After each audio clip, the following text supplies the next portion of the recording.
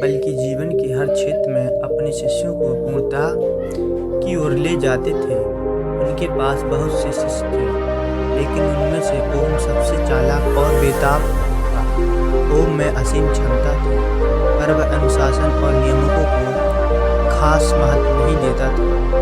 वशिष्ठ ने ओम की इस प्रवृत्ति को समझा, लेकिन उसे अपने तरीके से सही रास्ते पर लाने का निश्चय किया। गुरुकुल में सख्त अनुशासन था और हर शिष्य को प्रतिदिन कड़ी मेहनत करनी पड़ती थी, लेकिन ओम अक्सर नियमों का उल्लंघन करता था।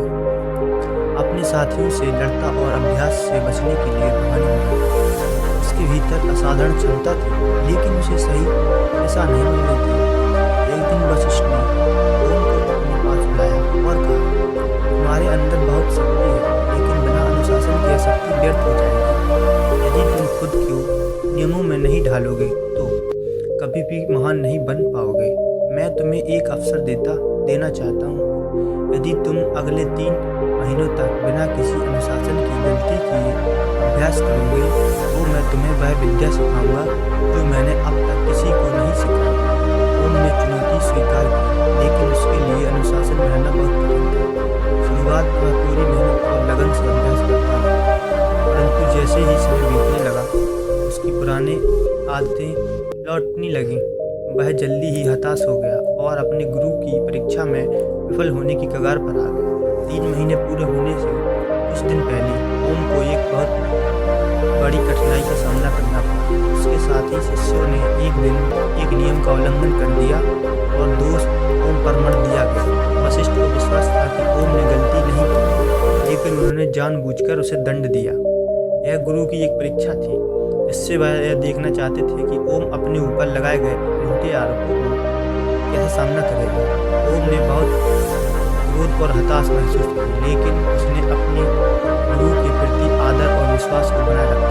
उसने दंड स्वीकार किया और बिना किसी शिकायत के उसे सहन किया। वशिष्ठ ने यह देखा और अपने शिष्य की इस परीक्षा से संतुष्ट हुए। उन्होंने ओम को बुलाया और कहा, सच्चा ज्ञान केवल शारीरिक अभ्यास में नहीं, यह तुम्हारी आत्मा और मन की स्थिरता में भी है।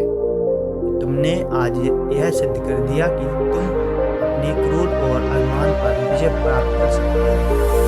लेकिन यहाँ कहानी का सबसे बड़ा मोड़ आया। वशिष्ठ ने ओम को अपने ज्ञान का अंतिम हिस्सा सिखाने का निश्चय किया।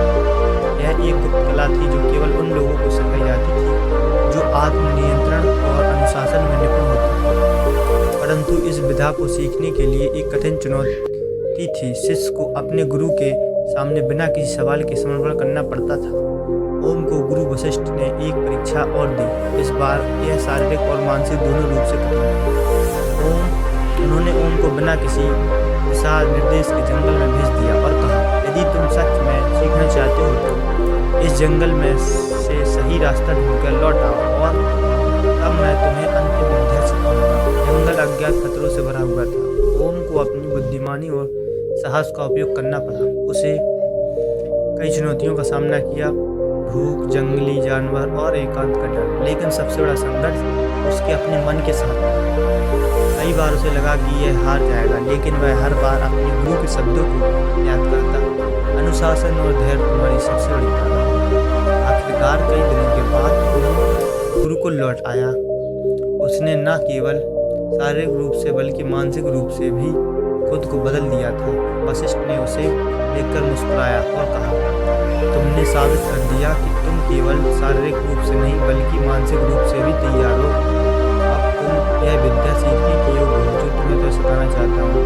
तुमने अपने गुरु से अंतिम विद्या सीखी और वह एक महान योद्धा और शिक्षक बन गया। इसकी सफलता का रहस्य केवल उसकी शक्ति और कौशल में नहीं था, बल्कि उसके अनुशासन, धैर्य और आत्मनियंत्रण में था। ओम का नया नाम पूरे राज्य में प्रसिद्ध हो गया। लोग उसके साहस और अनुशासन प्रशंसा करते थे, लेकिन ओम ने कभी अपनी प्रसन्नता का श्रेय खुद को नहीं दिया। वह हमेशा कहता, यह सब मेरे गुरु के देन है। उन्होंने मुझे दिखाया कि असली ताकत अनुशासन और धैर्य में है। गुरु वशिष्ठ और ओम की यह कहानी आने वाली पीढ़ियों के लिए प्रेरणा बन गई। यह सिद्ध करती है कि सच्ची सफलता के लिए केवल कौशल और बुद्धिमानी ही नहीं बल्कि अनुशासन, धैर्य और अपने गुरु के प्रति पूर्ण निष्ठा आवश्यक है। अनुशासन और धैर्य जीवन में सबसे बड़ी शक्ति है। सच्चे गुरु के मार्गदर्शन में भी शिष्य अपने असली सामर्थ्य को पहचान सकता है। चुनौतियों और कठिनाइयों का सामना करके ही व्यक्ति सच्ची सफलता प्राप्त कर सकता है और जीवन में कभी हार नहीं माननी चाहिए, क्योंकि सबसे बड़ी परीक्षा हमारे अंदर की लड़ाई होती है।